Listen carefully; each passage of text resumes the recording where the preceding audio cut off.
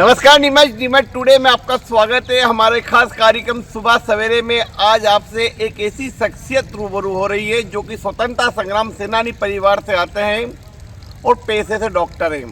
राजनीति में आने के लिए उन्होंने सरकारी नौकरी छोड़ी और समाज सेवा में जुट गए और फिर राजनीति में लंबे समय से कार्य कर रहे हैं। हमारे बीच है नीमच के पूर्व विधायक डॉक्टर संपत स्वरूप जाजू। डॉक्टर साहब, आपका सुबह सवेरे में स्वागत है। सबसे पहले तो आप कितनी बजे उठ जाते हो, किस तरह से आपकी दिनचर्या की शुरुआत होती है?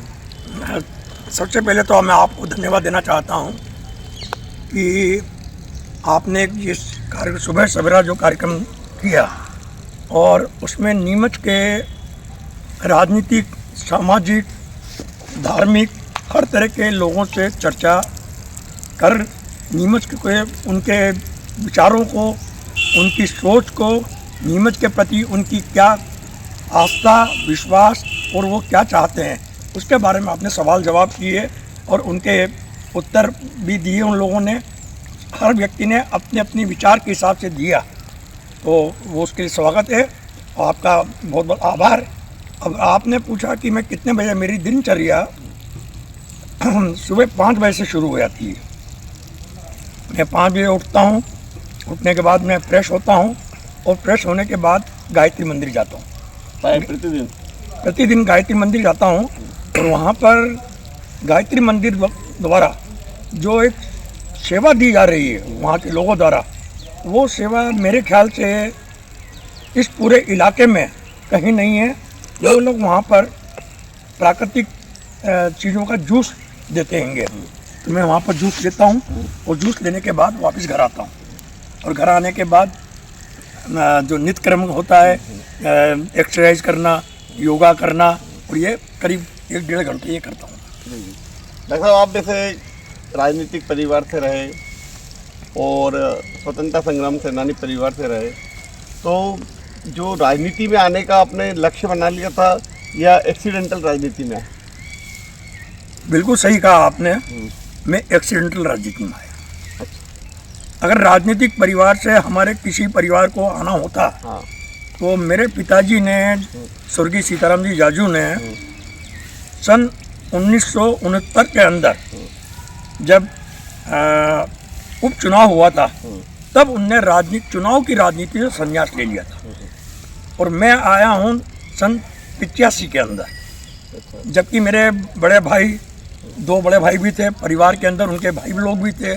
अगर राजनीति में लाना चाहते मेरे पिताजी, नहीं तो जैसे सीताराम जी जाजू साहब मंत्री रहे या फिर विधायक रहे, स्वतंत्रता संग्राम सेनानी रहे, तो राजनीति के गुण तो आपको बचपन से ही मिल रहे होंगे। देखिए, राजनीति के गुण एक अलग चीज़ थी और सेवा का एक गुण एक अलग होता है। अच्छा, उस समय राजनीति कम थी, सेवा ज़्यादा थी। हाँ, और सेवा के लिए मेरे पिताजी को उनके पिताजी से प्रेरणा मिली है और मैं इसीलिए बोलता हूँ कि आप अगर इस शहर की बात करते हैं तो जो भी हमारे मित्र लोग हैं, चाहे वो राजनीतिक मित्र हों, चाहे धार्मिक मित्र हों और चाहे व्यावसायिक हों, उनको कम से कम इस नीमच का इतिहास मालूम होना चाहिए कि नीमच क्या था 20वीं सदी में और कब से शुरुआत हुई और कैसे हुई और आज 21वीं सदी में क्या वो नीमच है। तो आप इस अंतर को अगर आप देख लेंगे तो आपको हर क्षेत्र के लोगों की जानकारियाँ मिलेंगी कि लोग अपने आप में पूर्णतः जानकारी नहीं है उनको, वो केवल हवा में बातें करते हैं और वो केवल अपने स्वार्थों के लिए राजनीति। सीताराम जी जाजू नीमच से एमएलए रहे, उनके समय आपका तो छात्र जीवन रहा होगा जब था, तो उस समय राजनीति कैसी थी और आपने राजनीति की वो कैसी थी और अब राजनीति कैसी है? देखिए, बहुत अच्छा प्रश्न किया आपने कि जब मेरे पिताजी ने राजनीति की थी और जब मैंने भी राजनीति की, तब तक इस जिले के अंदर, संसदीय क्षेत्र के अंदर विचारधारा की लड़ाई थी, व्यक्तिगत लड़ाई नहीं थी। व्यक्तिगत आरोप प्रत्यारोप कभी भी नहीं लगते थे। भारतीय जनसंघ उस समय यहाँ था और भारतीय जनसंघ के संस्थापक सदस्य स्वर्गीय श्री वरिष्ठ उमाशंकर त्रिवेदी जी थे और वो यहाँ पर से सांसद भी रहे यहाँ से। बेसिकली जैसा मैंने पढ़ा, वो कांग्रेस से भाजपा में गए थे। अच्छा, वो पहले कांग्रेस में थे। हाँ, और उसके बाद में बात चली थी। तो मेरे पिताजी मंत्री थे या रोडवेज के चेयरमैन भी रहे। तो उनका जो ऑफिस था वो हमारी जाजू बिल्डिंग के सामरा गली जिसे बोलते हैं आज की तारीख में, पुस्तक बाजार बोलो आप या हिंसा पथ बोल दीजिए, जो भी है, उसके कोने के अंदर उनका ऑफिस था। मेरे पिताजी मंत्री थे तो वो आते थे, गाड़ी से वो 40 नंबर पर उतर जाते थे और सबसे पहले वो उनके ऑफिस में जाते थे। अच्छा, वो घुसते वो कोने वाला जो कोने वाला जहाँ पर अभी दुकानें बन गई है, और उनसे आशीर्वाद लेते थे। और वो मेरे पिताजी को कभी भी नेताजी या अध्यक्ष नहीं, उनने हमेशा सीताराम बोल के ही उनसे बात किया। पहला चुनाव सीताराम जी जाजू ने लड़ा नीमच से। देखिए, आज़ादी के बाद सन 52 में प्रथम चुनाव हुआ और प्रथम चुनाव मेरे पिताजी ने नीमच से लड़ा। और सामने कौन था? सामने खुमान सिंह जी थे। अच्छा, उस समय प्रमुख खुमान सिंह जी, शिवाजी नहीं। तो खुमान सिंह जी कोई दूसरे? अच्छा, खुमान सिंह जी करड़े महाराज। अच्छा, करड़े महाराज। करड़े के जो महाराज थे जिनको खुमान सिंह जी, वो थे। और उन्होंने जनसंघ बन गया था। जनसंघ के नहीं लड़ा था, उन्हें आपके रामराज्य परिषद से चुनाव लड़ा था। अच्छा, रामराज्य परिषद। उस समय जनसंघ भी नहीं था? नहीं, जनसंघ नहीं था। अच्छा, नहीं, जनसंघ बन गया था पर चुनाव नहीं लड़ा था। ऐसा? हाँ जी जी। ऐसा कहा जाता है कि सीताराम जी जाजू जब मंत्री विधायक थे तब मंदसौर जिला लगता था, तो वो नीमच की प्रसिद्ध जाजू बिल्डिंग पर बैठ के फैसला सुनाते थे और कलेक्टर एसपी तक मिलने आते थे तो नीचे खड़े रहते थे। देखिए, ये तो बात मैं नहीं बोलता कि मतलब कि इतना वो था, पर एक बात बहुत ज़रूरी है कि उनकी जो प्रशासनिक क्षमता है रही है, वो प्रशासनिक क्षमता इस संसदीय क्षेत्र के अंदर किसी नेता की नहीं रही। और उनने जिस तरह से प्रशासन को चलाया और अधिकारियों को, और उनने इवन उसी के तारमतार में मैं आपको बताना चाहता हूँ कि वो जब मंत्री थे तो मंत्री उनके जो सेक्रेटरी थे मध्य भारत के अंदर, उनका इतना दबदबा था कि तत्कालीन मुख्यमंत्री भी उनको कोई आदेश नहीं दे सकते थे। अच्छा, और संविधान सभा के सदस्य भी रहे। हाँ, तो उनने कोई बात बोली उन अधिकारी को, तो उसने टालम टूल करने की जब दूसरे मंत्रियों की नहीं सुनता, मुख्यमंत्री की नहीं हो। तो इनने जो सबक सिखाया उसके बाद से उनका प्रशासनिक क्षमता का दबदबा मालूम पड़ा लोगों को। आप जब राजनीति कर रहे थे तो आपने MBBS क्लियर करके सरकारी डॉक्टर बन गए थे। कहाँ पदस्थ थे? कितने साल नौकरी की? देखिए, मैं पदस्थ सन 72 से राजनीति मतलब नौकरी में रहा हूँ, और मैंने एक जगह नौकरी नहीं की है, मैंने कई जगह नौकरियाँ की। अच्छा, सरकारी में, सिविल हॉस्पिटल में? हाँ, सरकारी नौकरी में मैं सबसे पहले मैंने मंदसौर के अंदर पद स्थापना हुई। MBBS कब क्लियर हो गया था आपका? मैंने 71 में कर लिया था। 71 में? हाँ। तो मैं मंदसौर के अंदर रहा, और मंदसौर के बाद में भोपाल में रहा, भोपाल के बाद में मैं खंडवा में रहा, खंडवा के बाद में मैं सीहोर। सीताराम जी विधायक थे, मंत्री थे? हाँ, मंत्री और आप थे। सरकारी नौकरी कर रहे थे? ऐसा? मैं खंडवा में रहा। तो आप तो एकलौते बेटे ना उनके? नहीं, हम 3 भाई हैं। अच्छा, और मैं मेरे परिवार में हम 5 भाई बहन हैं और मैं सबसे छोटा हूँ। अच्छा, तो आपके जो दो बड़े भाई थे वो भी सरकारी सर्विस में थे कि वो बिजनेस में थे? नहीं, दोनों मेरे बड़े ब्रदर इंजीनियर थे। और सब दोनों प्राइवेट नौकरी के अंदर मध्य प्रदेश से बाहर थे। अच्छा, मतलब उस समय ये था कि पिता विधायक और मंत्री थे और तीनों बेटे नौकरियां कर रहे थे? हाँ, बिल्कुल, इसलिए स्पष्ट है। ऐसा? अच्छा, तो ये फिर राजनीति में कैसे आना हुआ? राजनीति में ऐसा आना हुआ कि जब मेरे पिताजी की मृत्यु हुई, उसके बाद नीमच के लोगों का बहुत बड़ा आग्रह रहा मेरी मदर को कि आप जाजू परिवार से किसी को राजनीति में लेके आइए। तो मेरा जो बीच वाला ब्रदर था वो कर्नाटक के अंदर काम करता था, तो वहाँ पर उसने वहाँ के लोकल नगर पालिका का चुनाव भी लड़ा और वो जीता भी था। तो कर्नाटक में? कर्नाटक राजनीति में आ गए थे? और मतलब राजनीतिक मैं था और चुनाव तो उनके लिए बोला कि भाई आप इनको लड़ लीजिए, तो पर उनको पारिवारिक कुछ कारण से उनने मना कर दिया। तो फिर मेरे का नाम बोला कि आप डॉक्टर साहब को लड़वा दी। तब आप नौकरी कहाँ कर रहे थे जब ये बात कौन से सन की हुई? ये सन 84 की बात है और मैं उस समय नीमच में ही पदस्थ था। अच्छा, नीमच सिविल हॉस्पिटल में थे। हाँ, सीहोर से मेरा ट्रांसफर हुए हाँ। लगभग 1 साल हुआ था और मैं नीमच में पदस्थ था। नीमच में फिर रिजाइन देके चुनाव लड़ा। हाँ, मैंने त्यागपत्र दिया, चुनाव लड़ा और मेरे को वो है कि जनता का भरपूर आशीर्वाद मिला और आशीर्वाद भी इस तरह से मिला। उस समय जब आपको टिकट दिया जा रहा था तो दावेदार तो होंगे जो टिकट मांग रहे थे। आज की जो खींचतान चलती है टिकट को लेके उस समय भी थी? नहीं, खींचतान कभी भी नहीं रही। नीमच मतलब ये जो खींचतान शुरू हुई है ये आप मान के चलिए कि 98 के बाद से शुरू हुई है, जो एक दूसरे को निपटाने की ये जो कि अब आज की तारीख में हर पार्टी में हो गई है। हर राजनीतिक दल के अंदर एक चरित्र आपके समय था और भी दावेदार थे टिकट के? हाँ थे ने, कई लोग थे, 2-3-4 जने तो थे ही कम से कम जो पहले से ही काम कर रहे थे। और मैं तो एक्सीडेंटल आया हूँ तो कोई सवाल ही नहीं था। तो कितने वोटों से जीत गए थे? मैं उस समय 18,000 वोटों से जीता था। अच्छा, सामने कौन थे? खुमानसिंह शिवाजी? शिवाजी थे। देखिए साहब, शिवाजी आपसे पहले विधायक बन चुके थे उस समय तक? शिवाजी मेरे से पहले विधायक बन भी चुके थे और उन्होंने शिवाजी सन 62 के अंदर विधायक बन चुके थे। अब 84 में बने, 20 साल बाद। मैं 84 में बना, 20 साल पर बाद। बीच में शिवाजी को कोर्ट ने 6 साल के लिए चुनाव लड़ने से अपात्र घोषित कर दिया। क्या कारण रहा वो? कारण क्या है कि जब सन 67 का चुनाव हुआ और 67 के चुनाव के अंदर भारतीय मतलब तत्कालीन जनसंघ में धार्मिक आधार पे और चुनाव लड़ा और उसके कारण वो चुनाव जीते, तो उसके लिए इलेक्शन पिटीशन रिट लगी और रिट लगने के बाद तब भी हिंदुत्व का मुद्दा था क्या? हिंदुत्व का मुद्दा सन 52 से है। अच्छा, देश आजाद हुआ तब से ही चल रहा है वो? हाँ, गाय गंगा और ये तो कब से कर रहे हैं। अच्छा। और उस जमाने में नारा लगता था गौ हत्या के 3 दलाल। कौन कौन? काटजू जाजू पंत जवाहरलाल।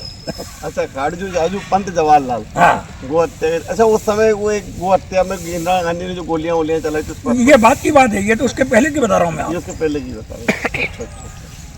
तो फिर चुनाव जीत गए, तो एमएलए बनने के बाद और सेवा नौकरी करने का अंतर तो बताया होगा?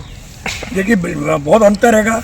मैं लगभग 13 वर्षों तक मैंने सरकारी नौकरी की थी। सरकारी नौकरी के अंदर एक अलग तरह का अनुशासन होता है और राजनीति में एक अलग तरह का अनुशासन होता है। सरकारी नौकरी में आपको जो केवल एक जिम्मेदारी होती है कि आपको जो कार्य दिया गया है उसको संपादित करें। राजनीति के अंदर आपको हर तरह के कार्यों को करना पड़ता है और एक कार्य के साथ उनको क्रियान्वयन करवाना पड़ता है और उसका लाभ जनता को आपके समय में मिले, ये काम करना पड़ता है। बैरागी जी हमारे यहाँ के पूर्व सांसद रहे, टिकट को लेकर आपकी और उनके बीच की खींचतान चलती रहती थी? नहीं, ऐसा नहीं रहा है। बैरागी जी रहे हैं, उनका मेरे को हमेशा पुत्र का आशीर्वाद मिलता रहा है। और जब मेरे को 85 में टिकट मिला उसमें बैरागी जी सांसद थे, तो खींचतान होती तो उसी समय मेरे को अगर टिकट के अंदर अवरोध पैदा कर देते। तो उसके बाद सेकंड बार एक बार टिकट बैरागी जी ने काटा था आपका? बाल के बैरागी? देखिए, टिकट काटा या नहीं काटा था, ये एक मिथ्य बना रखा लोगों ने। पार्टी के अंदर टिकट कई लोग मांगते हैं और मांगने के बाद में पार्टी हाईकमान निर्णय करता है कि भाई कौन व्यक्ति को क्या करना है। बैरागी जी का सन 91 के अंदर लोकसभा के अंदर टिकट काट के आप काट के नहीं टिकट, उनकी जगह आपके महेंद्र सिंह जी को टिकट दिया था और एंड टाइम पे दिया था, जबकि बैरागी जी ने फॉर्म भी भर दिया था। तो ऐसा नहीं है। तो टिकट तो किसी भी पार्टी के अंदर जो हाईकमान तय करता है वही टिकट का पात्र होता है।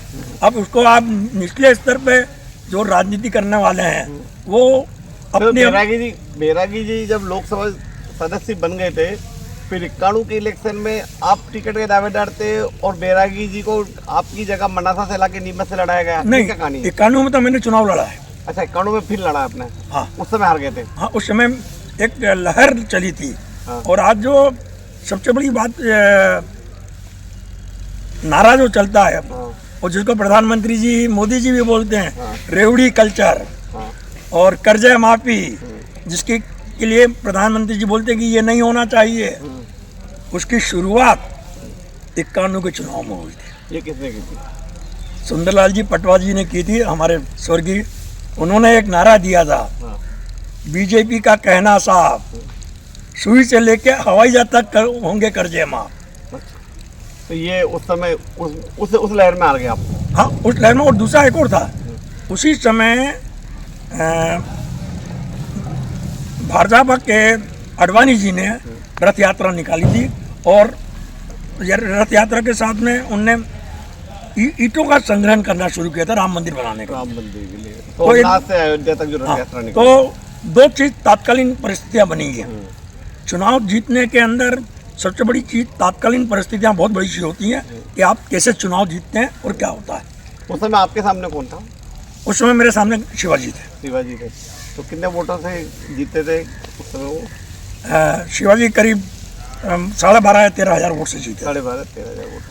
फिर बीच में उपचुनाव में टिकट कटा था, ये 5 साल बाद टिकट आपका जो? नहीं, फिर उपचुनाव जब हुआ 93 में, अयोध्या के बाद में, हाँ, तब उस समय बैरागी जी, चूंकि बैरागी जी को सांसद का चुनाव का टिकट नहीं दिया था, हाँ। तो हाईकमान ने एक उनको सम्मान देते हुए कि भाई ये वरिष्ठ नेता हैं, सब कुछ है, और इतने सालों से राजनीति कर रहे हैं, हाँ। और सांसद रहे, उनके सांसद के कार्यकाल बहुत अच्छा सांसद तो का कार्यकाल रहा। ये तरानू की बात है, जब आपको बैरागी जी के मतभेद की बात सामने आती है कि आपको टिकट नहीं देते, वो मनासा से बैरागी जी को लाके लड़ाया था।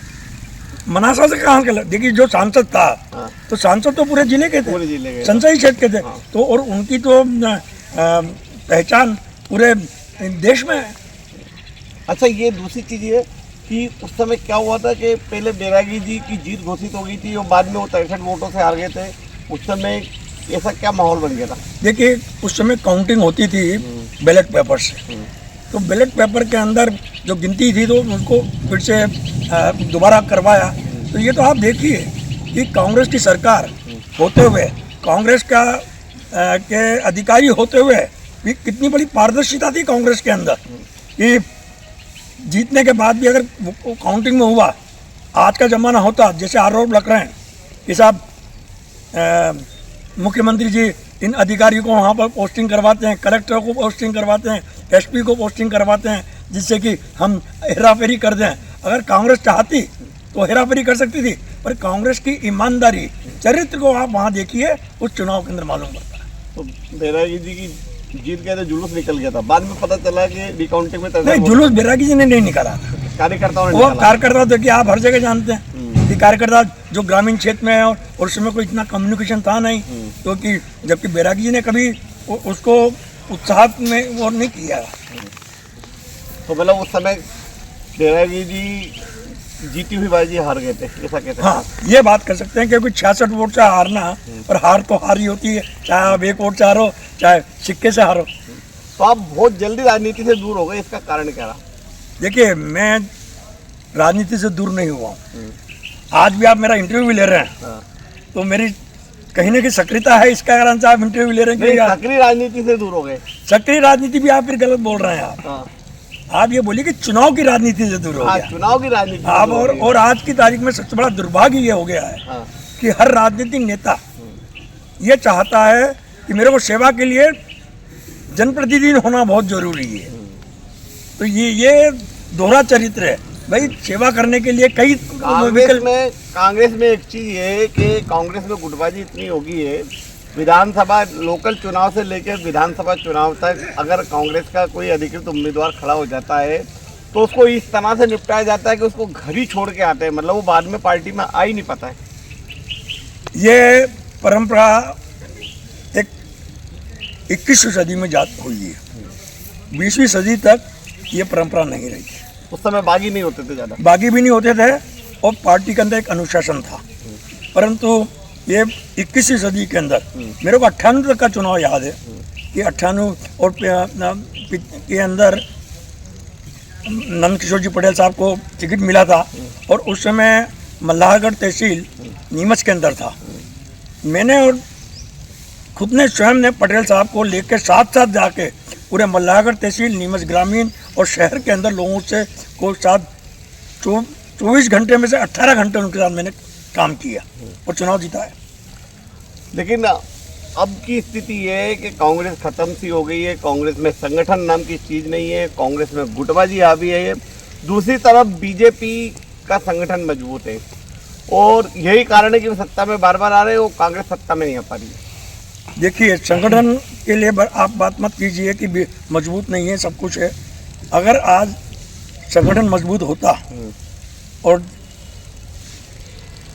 तो जो परिस्थितियां आज की तारीख के अंदर नीमच जिले में देखने को मिल रही है भारतीय जनता पार्टी के अंदर और विकास के मामलों में, वो परिस्थितियां देखने को नहीं मिलती। रहा सवाल संगठन आज बीजेपी का जो भी है वो संघ के कारण है और जहां संघ ने काम नहीं किया वहां भारतीय जनता पार्टी चुनाव जीती नहीं है। और इसका सबसे बड़ा उदाहरण आपने पिछले लोकसभा चुनाव के अंदर उत्तर प्रदेश देखा हो, दक्षिण भारत देख लीजिए, आप पूर्वी भारत को आप उठा के देख लीजिए, बंगाल से लेके तो कांग्रेस में भी संघ जैसे संगठन की जरूरत महसूस की जा रही है। ठीक, मैंने आपको बोला ना कि व्यक्तिवादी राजनीति हर जगह है, हर क्षेत्र राजनीतिक दल के अंदर व्यक्तिवादी राजनीति होती है। क्या आप सोचते हैं भारतीय जनता पार्टी में व्यक्तिवादी राजनीति नहीं है? अटल जी के नाम पर लोगों को वोट मांगे गए, अब मोदी अब भी है मोदी के नाम पे, और क्या बोलते हैं कि मोदी है तो मुमकिन है। लोग ये नहीं बोलते हैं नारा कि भाजपा है तो मुमकिन है। जो भी किया था मोदी जी अपील करते हैं। हमारे यहाँ के विधायक जी चुनाव लड़े, सांसद जी चुनाव लड़े, उनने वोट किसके नाम पे मांगे? मोदी के नाम पे। मैंने आप ही जवाब दे रहे हैं, तो अब आप दूसरी चीज ये कि कांग्रेस में भी सेवा दल बनाया गया था, तो सेवा दल को संघ की तर्ज पर बनाया गया था कि ये संगठन के अंदरूनी कामों पर ध्यान देगा संगठन को, तो वो सेवा दल को खत्म नहीं कर दिया गया। गांधी परिवार पे भी बड़ा आरोप लगता है कि सेवा दल को मजबूती नहीं दी गई। नहीं, देखिए, पार्टी का हाईकमान, मैं इसका उदाहरण आपसे ही देता हूँ कि आप एक चैनल चलाते हैं, आपने हर फील्ड के लिए लोगों को पत्रकार बना रखा कि भाई तू कलेक्ट्रेट का कवर करेगा, आप व्यापारी संघ को, व्यापार मंडी को कवर करेंगे। ये अगर वो व्यक्ति काम नहीं करता है बराबर और आप उसको बार बार बोलने के बाद भी नहीं कर रहा, उसको हटाने के बाद भी दूसरे को बना रहा है, दूसरा भी वही कर रहा है, तो इसमें क्या आपकी गलती मानेंगे? क्या ऐसा माना जाता है कि ना कांग्रेस की राजनीति गांधी परिवार से शुरू हो, गांधी परिवार से पर खत्म हो, दूसरे लोगों को अवसर नहीं मिल पाता, यही कांग्रेस के हर्ष का कारण है। ये तो आप मैं मान ही नहीं रहा हूँ। आपने खुद ने भी अभी 2 मिनट पहले ही अपने चर्चा में कहा कि आज भाजपा मोदी है तो मुमकिन है, भाजपा नहीं है तो आज भाजपा की हालत तो उससे भी दया गई बीती है कि जब तक अगर मोदी जी नहीं है तो भाजपा कहीं नहीं है, और उसके परिणाम हमने लोकसभा चुनाव में देखे। भाजपा राष्ट्रीयता की बात करती है, भाजपा अखंडता की बात करती है, भाजपा हर मुद्दों को राष्ट्रीयता से जोड़ती है, जबकि कांग्रेस तो 110 साल पुरानी पार्टी है। आज़ादी के आंदोलन में कांग्रेस शामिल रही, तो कांग्रेस पे राष्ट्रीयता के मुद्दे क्यों नहीं आते सामने? देखिए, भाजपा की राष्ट्रीयता केवल एक बात की है, और वो है बांटो, ध्रुवीकरण करो धर्मों के अंदर, और उसके बाद में अपन अपनी राजनीति चलाओ। जबकि मैं खुद सनातनी हूँ, सनातन धर्म को मानता हूँ, सनातन धर्म के अंदर जिस तरह से बोला गया है उसका मूल मंत्र है वसुधैव कुटुंबकम, क्या पालन कर रहे हैं? आज आपने बोला राष्ट्रीयता की बात कर रहे हैं, कल ही संघ के प्रमुख मोहन जी भागवत ने क्या बोला जबलपुर में, हम पंच का बात करेंगे, क्यों समरसता की बात कर रहे हैं? आज इतना होने के बाद भी आज क्या बोल रहे हैं कि जाति बंधन तोड़ो, पंथ बंधन तोड़ो, समरसता की बात करो। तो जब आज इतने सालों के बाद भी आज संघ का प्रादुर्भाव हुआ, 125 साल 100 साल हो गया है, 100 साल बाद भी अगर आप समाज को नहीं जोड़ पाए तो आप कांग्रेस पर आरोप लगाना एक बहुत अलग बात है। कि आरोप मैं भी लगा सकता हूँ, पर क्या राहुल गांधी कांग्रेस की लीडरशिप नहीं कर पा रहे? राहुल गांधी हमेशा बचकाना बयान देते हैं और राहुल गांधी कांग्रेस के लिए हानिकारक साबित हो रहे हैं। देखिए ये मिथ हैगा कि कांग्रेस के लिए राहुल गांधी हानिकारक है और बचकाना बयान देते हैं। आप भी जानते हो कि आज की तारीख के अंदर AI, fake news, fake video कैसे बनाए जाते हैं और किसी भी वक्तव्य को तोड़ मरोड़ के कि कहाँ पर कौन सी चीज़ को छाटना और कौन सा देना और कौन से लाइन बोल दिए, ये सारा खेल आज की तारीख में हो रहा है और राहुल गांधी को बदनाम किया जा रहा है। 70 साल से कांग्रेस में राजनीति गांधी परिवार, गांधी परिवार, गांधी परिवार, उनके मुकाबले कोई बड़ा नेता नहीं आया। जैसे बीजेपी में अटल आडवाणी का युग खत्म होने के बाद मोदी शाह आ गए, लेकिन कांग्रेस में नहीं आ पा रहा है। यह आपका कहना गलत है कि 70 साल के अंदर गांधी परिवार से अलावा नहीं आया है। आप उठा के देखिए लिस्ट प्रधानमंत्रियों की। नहीं लेकिन नहीं आपने बोला नहीं, लेकिन वो लोग आते हैं, लेकिन वो वर्चस्व या वो प्रतिष्ठा नहीं बना पाते हैं जो गांधी परिवार की। तो इसमें गांधी परिवार का पावर ऑफ कंट्रोल तो गांधी परिवार नहीं, इसमें गांधी परिवार का क्या दोष कि भाई आपने मौका मिला था, लाल बहादुर शास्त्री जी प्रधानमंत्री बने, उसके बाद में मनमोहन सिंह जी बने, नहीं पीवी नरसिंह राव भी बने और पीवी नरसिंह राव के समय में तो आप बताइए किसका नियंत्रण था? गांधी परिवार दूर दूर तक नहीं था। पावर ऑफ कंट्रोल तो गांधी परिवार के हाथ में रहा। नहीं, पावर ऑफ कंट्रोल देखिए, तो जैसे आप बोल रहे पावर ऑफ कंट्रोल गांधी परिवार में रहा, तो संघ का पावर ऑफ कंट्रोल भाजपा पे। संघ तो बड़ा संगठन है ना, वहाँ परिवार नहीं है ना। सवाल परिवार नहीं है, मुखिया जो होता है ना, आज भी अपने परिवार के अंदर अनुशासन तभी बनता है जब मुखिया मजबूत हो। मनमोहन सिंह PM रहे, पावर ऑफ कंट्रोल का गांधी परिवार के हाथ में रहा। अब बात करें मल्लिकार्जुन खड़गे कांग्रेस के अध्यक्ष हैं, लेकिन पावर ऑफ कंट्रोल गांधी परिवार के हाथ में, सोनिया गांधी के हाथ में। ये आप सोचना गलत है कि खड़गे जी के बाद खड़गे जी के आप कार्यशैली देख लीजिए, उनके आप जनता के बीच में जाने के बाद जिस तरह से बोल रहे हैं, वहाँ कहीं आपको नहीं लगेगी कि उनने गांधी परिवार के कंट्रोल के अंदर है। वो वही बात कर रहे हैं जो गांधी परिवार और सब समन्वय करके बैठ के बात करते हैं, चर्चा करते हैं और जो कांग्रेस के हित के लिए वो उसकी बात करते हैं। आपके हिसाब से कांग्रेस की राजनीति में सफल कौन होगा, राहुल गांधी या प्रियंका गांधी? देखिए, राजनीति के अंदर सफलता असफलता आप किस पैमाने में मानना चाहते हो?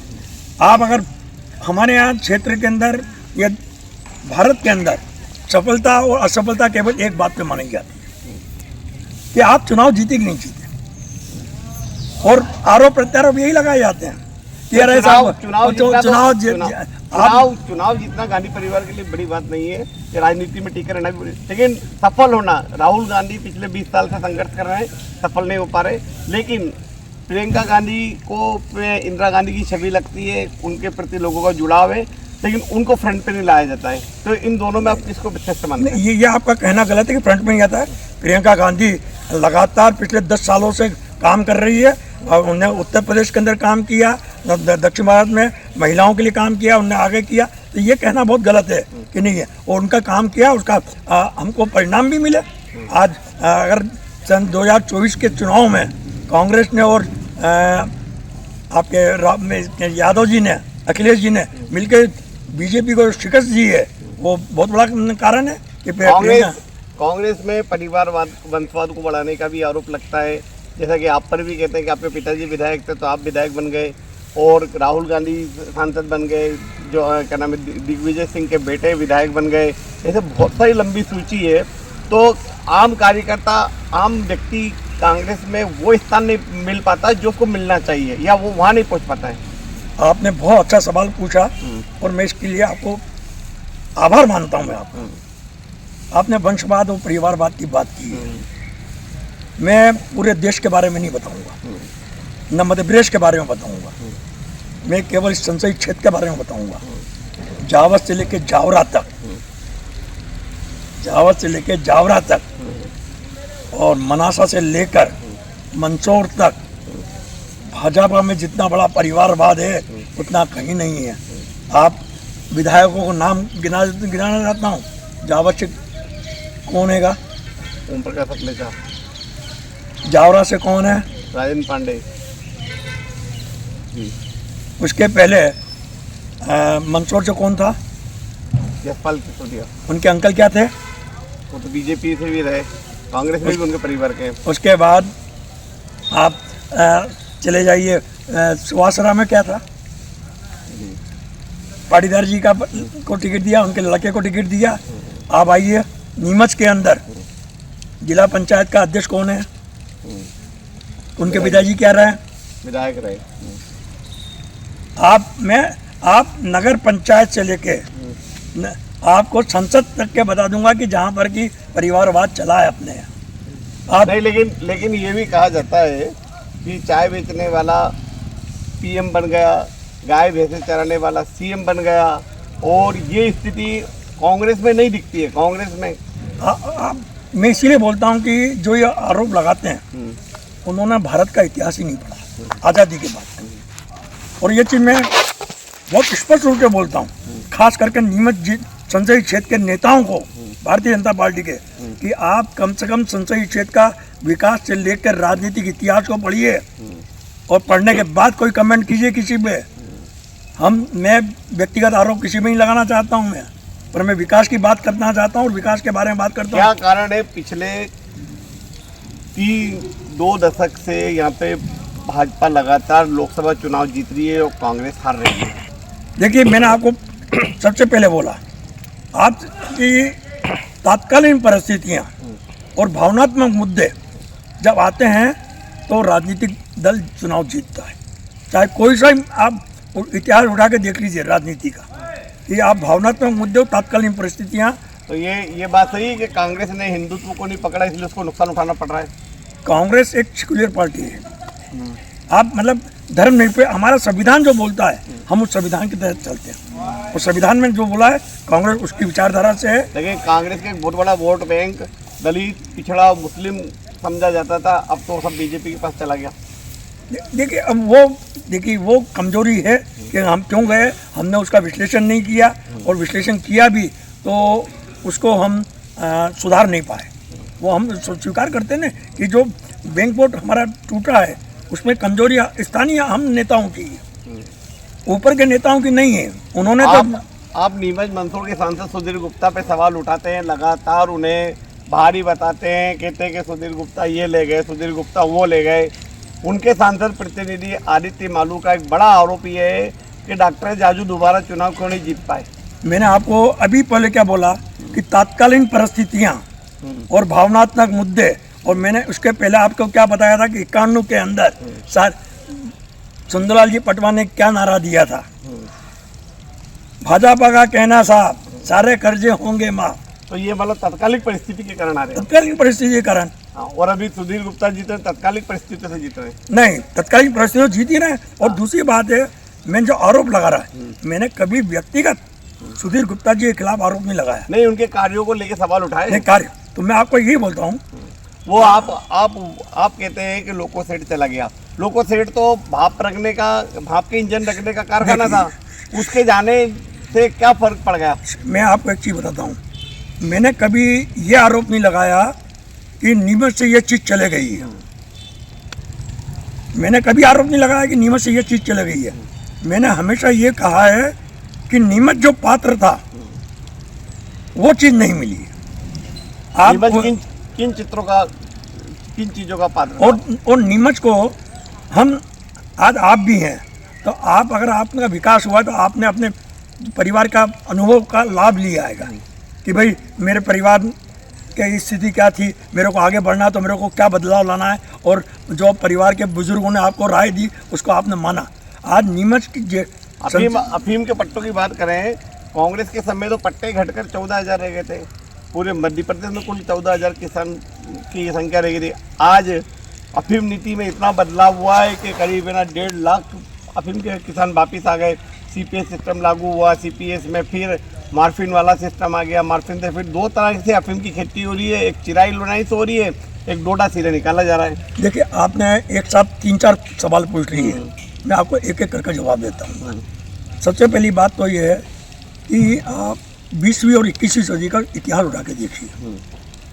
20वीं सदी के अंदर कांग्रेस के सांसदों ने लीग से हटकर जो काम किए हैंगे, वो अगर वर्तमान सांसद एक काम भी बता देंगे लीग से हट के, क्या तो लीग से हट के क्या काम? आज आपने सब पहला मुद्दा बोला रेलवे का, मैंने कहीं उनने क्या बोला, 140 साल के अंदर मेरे आने के बाद ही रेलवे का वो हुआ। मैं आपको याद दिलाना चाहता हूँ, नीमच ब्रॉड गेज से बैरागी जी के टाइम पर जुड़ गया था। आपको भी याद होगा, नीमच से चित्तौड़ का अड्डा चला था और माधवराव जी सिंधिया ने चलवाया था, जबकि वो लाइन केवल स्वीकृत चित्तौड़ तक के लिए हुई थी। और बैरागी जी ने एक टेलीफोन के अंदर उसको यहाँ तक के लिए स्वीकृत करवा दिया था और लाइन उनके कार्यकाल में ही बन गई। मतलब बड़ी लाइन कार्यकाल में ही बनी और उनके कार्यकाल में उसका उद्घाटन हुआ और ट्रेन भी चली। उसके बाद में उसी बड़ी लाइन के कारण नीमच दिल्ली से सीधा जुड़ा, आगरा से जुड़ा। तो आप ये मैं तो एक उदाहरण दे रहा हूँ। और दूसरा उदाहरण अफीम की बात कर रहे हैं। अफीम की बात कर रहा हूँ। पिछले 10 साल से सीपीएस पद्धति की खिलाफत, जब से सीपीएस पद्धति आई, हमारे स्थानीय सांसद किस तरह से चिल्ला के बोल रहे थे कि हम सीपीएस पद्धति नहीं आने देंगे। आप बैरागी जी का उदाहरण दीजिए। 70 साल की राजनीति में आज़ादी के बाद से लेकर आज तक इस अफीम के मामले में बैरागी जी ने जो अफीम नीति में राहत दिलवाई थी, वो न तो पहले हुई है न आगे होगी। 0% पे आपने खुद ने बोल दीजिए, तो फिर आप कैसे बोले? आज आप बताइए। लेकिन अफीम उत्पादक किसान इतने, आपके दिग्विजय सिंह तो कहते थे कि अफीम की खेती बंद होना चाहिए, वो इसके खिलाफ रहे। मतलब पिछले 15 साल के दौरान अफीम किसानों की संख्या बढ़ी है। अब भी जैसे इसी नीति में हुआ कि 95 से 98 तक जो किसानों के पट्टे कट गए थे, इसी अपने नीमच जिले में 1600 किसानों के पट्टे। देखिए, आपने बहुत मुझे पट्टे कटे थे और पहले कितने आरी के पट्टे मिलते थे? अभी तो 10 आरी के अभी, और पहले 60 आरी तक पट्टे मिले हैं और बहुत ज्यादा 50 आरी, 30 आरी, 20 आरी इतने। मतलब पहले किसान कम थे लेकिन रकबा ज्यादा था। रकबा उत्पादन बहुत ज्यादा था। तो आप ये देख लीजिए। और रहा सवाल, मैं एक चीज बताता हूँ कि सांसद जी बोलते हैं, सांसद जी मैं आपसे पूछना चाहता हूँ, कोई कानून कहाँ बनता है? केंद्र पे। कौन बनाता है? सरकार बनाती है। एनडीपी एक्ट का कानून कहाँ बना है? सेंट्रल में बना है। तो उसका अफीम नीति से क्या लेना देना? नहीं, वो तो लोकल नहीं, लोकल नहीं। आप एनडीपीएस एक्ट तो मतलब हर राज्य का अलग अलग होता है। नहीं, राज्य का अलग नहीं, फिर गलत बोल गया। एनडीपीएस एक्ट नहीं। तो आपको जब हर नीति आने के पहले आप क्यों मांग करते हो और आप खुद बोल रहे हो जाके कि एनडीपीएस एक्ट हटाइए आप इसमें?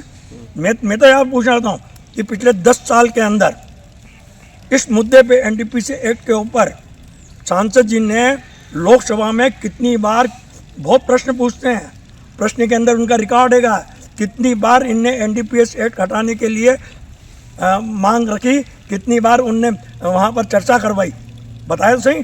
चाहे यहाँ के सांसद हो, चाहे चित्तौड़ के सांसद हो। कांग्रेस ने अफीम उत्पादक किसानों, दूसरी एक और बात बोल रहा हूँ, अफीम उत्पादक किसानों का कहना है कि कांग्रेस ने कभी अफीम उत्पादक किसानों को गंभीरता से नहीं लिया, इसलिए उनके लाइसेंस की संख्या घटती है। अरे गंभीरता से बैरागी जी ने जितनी गंभीरता से लिया था उतना कोई ले नहीं सकता है। और बैरागी जी को 1 लाख वोट से हरवा दिया था इन्हीं अफीम उत्पादन किसानों ने। 0% पट्टा दिलाने के बाद भी। आप बताइए, इससे बड़ी राहत विधानसभा, लोकसभा, इससे बड़ी राहत कोई दिला सकता है 0 पे? आप ये मैं इसलिए बोल रहा हूँ, इतिहास पढ़िए। अब आइए दूसरी बात, हर अफीम नीति के पहले हमारे सांसद जी चिल्ला के बोलते हैं, लोग बोलते हैं कि हमने यहाँ की सलाहकार समिति से लेके मंत्री जी तक मिल लिए हैं और अफीम का हम रेट बढ़ेंगे। भाई साहब, अफीम का रेट बढ़ाना अफीम नीति में नहीं आता है। हाँ, वो तो अलग से सेपरेट होता है। तो सेपरेट होता है तो आज चाहे दबाव बनाए, आज बढ़ जाए, आज नीति में घोषित हो जाए। नीति में नहीं, नीति की जरूरत ही नहीं है। जब जी चाहे तब बढ़ जाए। जब जी चाहे एक और आदेश निकालना है। तो आप क्या बोल रहे हैं? आप तो भ्रमित कौन कर रहा है?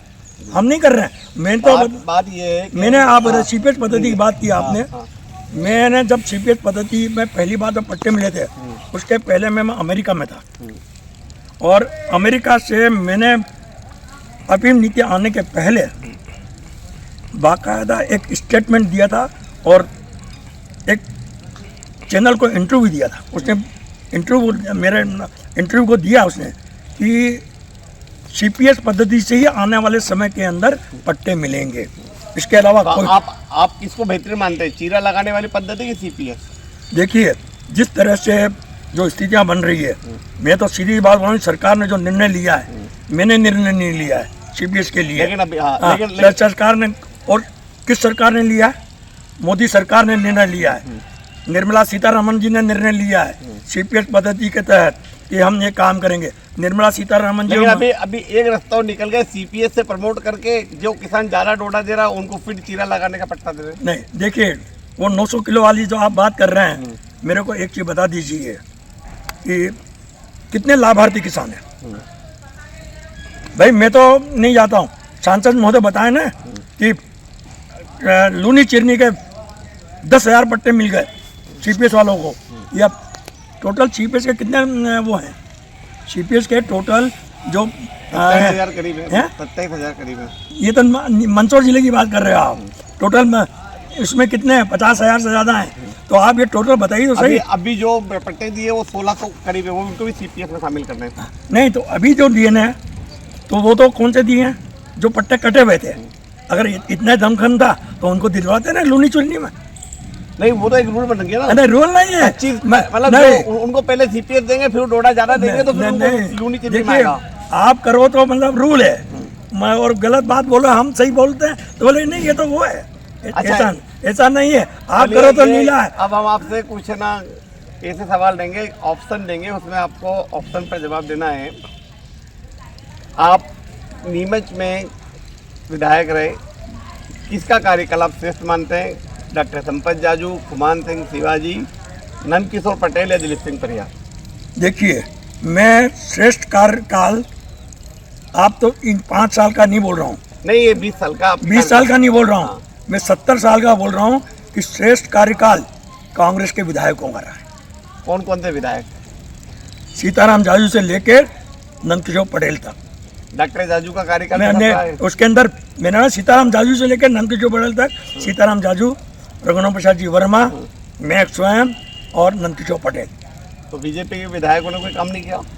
मैं आपको कोई खुले में एक चीज़ पूछता हूँ मैं, कि जो 8 बार 7 बार विधायक रहे, जो आज 4 बार विधायक रहे, वो एक काम ऐसा गिना दें जो रूटीन से हटकर जो तो हर चीज़ को मिलना है, और एक काम बता दें। कहते हैं कि सीताराम जी जाजू ने हड़किया खाल बांध बनाया, नीमच की प्यास बुझाई। शिवाजी ने ठीकरिया बांध बनवाया, जो भी नीमच की प्यास बुझा रहा है। ठीकरिया बांध कब बना? अभी बना 20 साल। नहीं, कब बना? नहीं, वो ही बना। देखिए, उसका भी एक अलग चीज़ है, मैं उसको बोलना नहीं चाहता हूँ, पर आप बताइए कि जाजू जी के समय नीमच सुधारनाथ बना, आज नीमच का विकास पूरा कैसे हो रहा है? आज आपने पेयजल के लिए बोला, कम से कम ऐसे 20 जो है वो गिना दूंगा जो कांग्रेस के समय बने। दिलीप सिंह परिहार चौथी बार जीते हैं, उनके लिए उनकी कोई तो उपलब्धि होगी तभी जनता बार बार जिता रही है। मैंने बोला कि जिताने का कारण केवल तात्कालीन परिस्थितियाँ और भावनात्मक मुद्दे हैं। उन्होंने कोई काम नहीं किया अभी। आपकी नज़र में दिलीप सिंह परिहार कितने सफल विधायक हैं? देखिए, व्यक्तिगत रूप से वो बहुत अच्छा आदमी है, मैं उनको कभी वो नहीं मानता, व्यवहार कुशल है, सब कुछ है, पर विकास के नाम पर उनने इस शहर को ऐसी कोई उपलब्धि नहीं है जो लीक से हटकर दी हो, और जो उपलब्धियां सरकार की योजना है उनको भी समय सीमा में आज तक पूरा नहीं करवा पाए। संसदीय क्षेत्र की बात करें, 3 या 4 सांसदों का कार्यकाल आपने देखा होगा, भंवरलाल नाटा, मीनाक्षी नटराजन, डॉक्टर लक्ष्मीनारायण पांडे और सुधीर गुप्ता। इनमें से आपको सबसे एक्टिव, सबसे सक्रिय सांसद कौन लगता है, कौन श्रेष्ठ सांसद हो? मैंने आपको फिर बोला कि 20वीं सदी और 21वीं सदी आप उठा के देख लीजिए। 70 साल की बात कर रहा हूँ मैं, तो आप तो 20 साल की बात कर रहे हैं। 70 साल के अंदर भी कांग्रेस के सांसद रहे, उन्हीं के कारण ये जिला जिंदा है। और इसका सबसे बड़ा उदाहरण देता हूँ मैं, आज की तारीख के अंदर बीजेपी और आप भी और सारे मीडिया पिछले 6 महीने से बोल रहे हैं जल जीवन योजना के बारे में। जल जीवन योजना। चंबल से पानी आ ही रहा ना नीमच। भैया चंबल बांध किसने बनाया? चंबल बांध नहीं बनता तो पानी कहाँ से लाते हैं ये तो बता दो। तब सांसद कौन थे?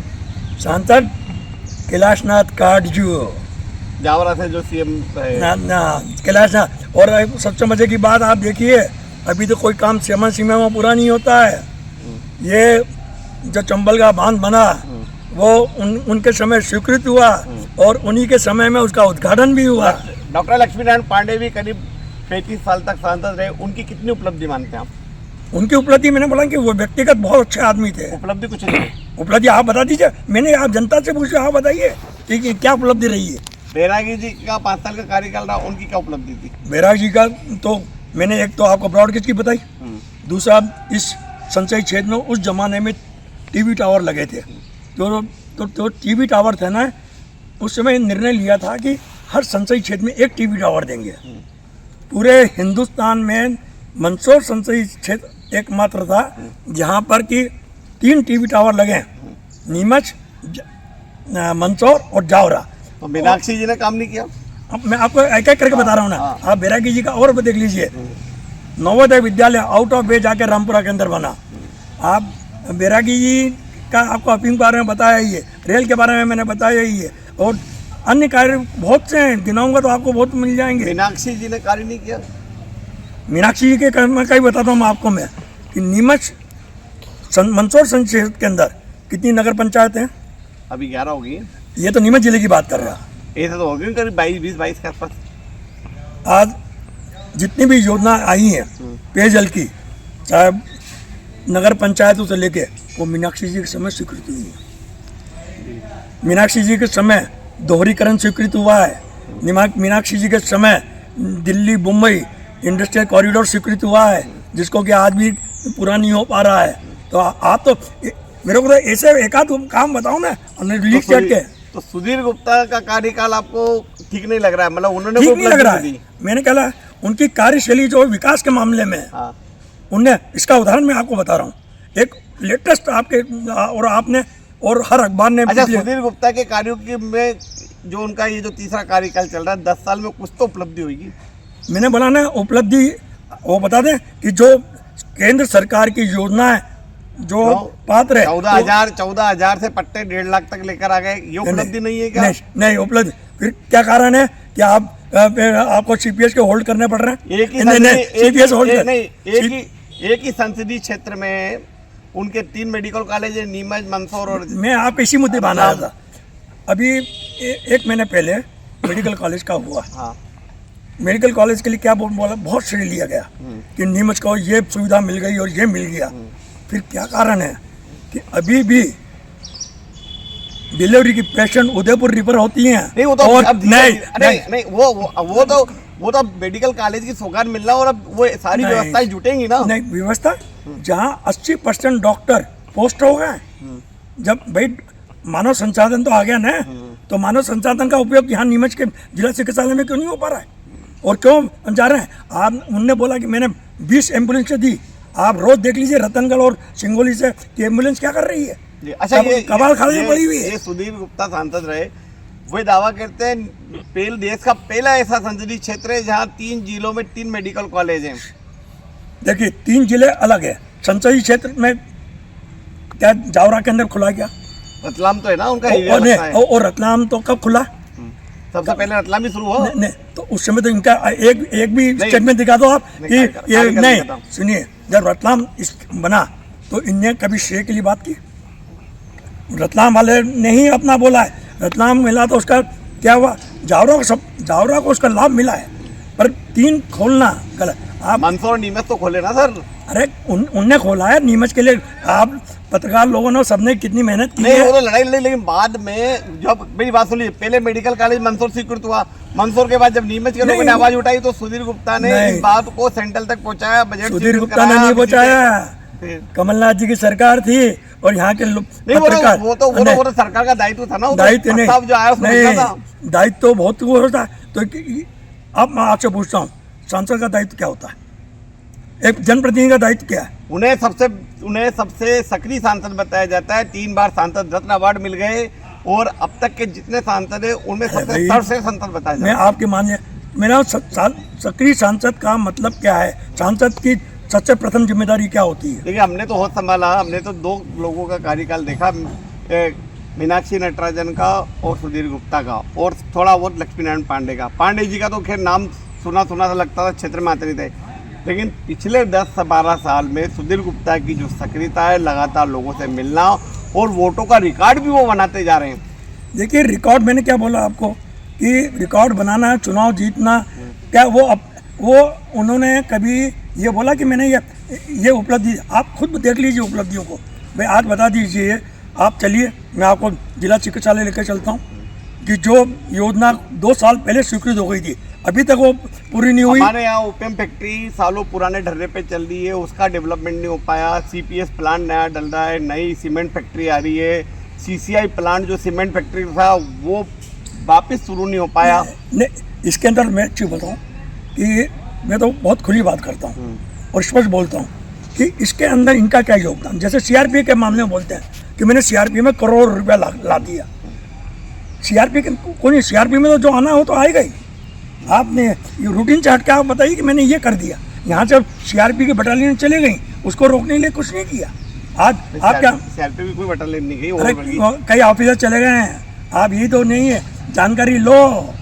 आज नीमच के क्या सीआरपीएफ के 7 रंग रूट सेंटर यहाँ चल रहे हैं और 7 में मेरे ख्याल से एक 4 सिग्नल के जाने के चल रहा है, चूंकि वो छत्तीसगढ़ नहीं, वो भी नहीं, उसके पहले भी आज जो सीआरपीएफ का सबसे बड़ा नीमच की शान थी, और सीआरपीएफ का जो जन्मदिन का वो समारोह फाउंडेशन दिन बनता था, क्यों शिफ्ट हो गया बीजेपी के शासनकाल में? पहले नीमच में नहीं, राजनाथ सिंह आए थे एक बार यहाँ पर कार्यक्रम में। अरे तो कब से बंद हुआ? चलो आप बीजेपी के शासनकाल में हो ना, 10 साल में नहीं आ रहा ने? नहीं, बीच में राजनाथ सिंह आके गए ना। राजनाथ सिंह जी एक बार फिर क्यों बंद हुआ? मैं तो ये पूछना चाह रहा हूँ। नीमच की शान, नीमच के लोग गर्व से बोलते थे सीआरपीएफ में। चलिए, अब आपसे कुछ सवाल ऐसे रहेंगे जिसपे आपको ऑप्शन चुना है। आपका राजनीतिक दुश्मन कौन रहा है? खुमान सिंह शिवाजी, नंदकिशोर पटेल या बालकवी बैरागी? मेरा राजनीतिक दुश्मन कोई नहीं रहा है, और शिवाजी जी भी मिलते थे, मैं उनके हमेशा चरण छूता था। मेरे वरिष्ठ रहे हैं, बैरागी जी भी वरिष्ठ रहे हैं, और इनसे मेरे को सीखने को ही मिला है। कांग्रेस में आपकी प्रतिनिधित्वता किससे रही? बालकवी बैरागी, नंदकिशोर पटेल या अन्य कोई और? देखिए, बालकवी बैरागी तो मेरे पूजनीय हैं, बड़े हैं, और नंदकिशोर पटेल मेरा छोटा भाई है। इनसे प्रतिनिधित्व क्या रखूँ? दोनों ने आपके टिकट काटे? मैं टिकट नहीं काटे, मैं आपको फिर बोल रहा हूँ, टिकट जो हाईकमान ने निर्णय लिया वो निर्णय सरोदार है, और मैंने दोनों के चुनाव में काम किया। अब आपका राजनीतिक भविष्य क्या है? चुनाव की राजनीति का भविष्य मैं बात ही नहीं करता हूँ।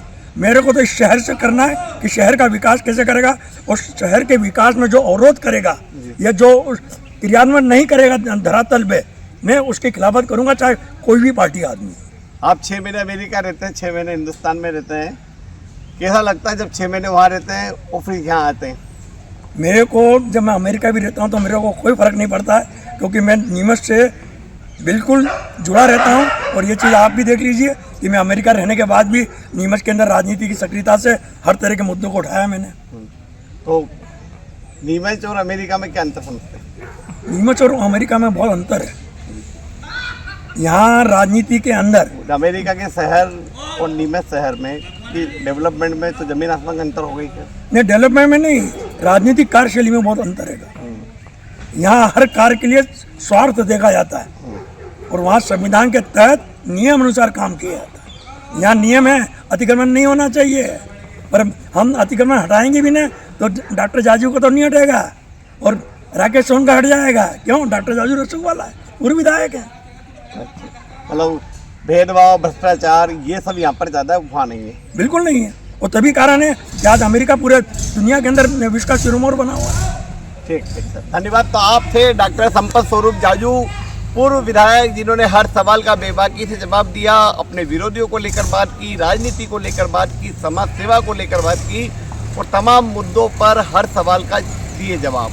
अगली बार नीमच टुडे के खास कार्यक्रम सुबह सवेरे में हम आपको रूबरू कराएंगे किसी अन्य हस्ती से, और उनसे पूछेंगे सवाल और लेंगे जवाब। तो देखते रहें नीमच टुडे।